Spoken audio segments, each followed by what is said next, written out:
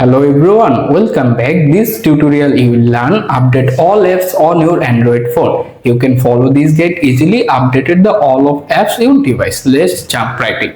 First thing first, unlock your phone, open Google Play Store and make sure you can log into your current account. After that, tap on your profile icon at the top right corner.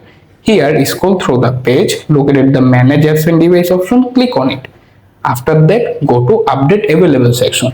Here you can see all of the update available apps listed there. Find the exact app if you want to update. Simply tap on the update button next to their name and wait to complete the updating process.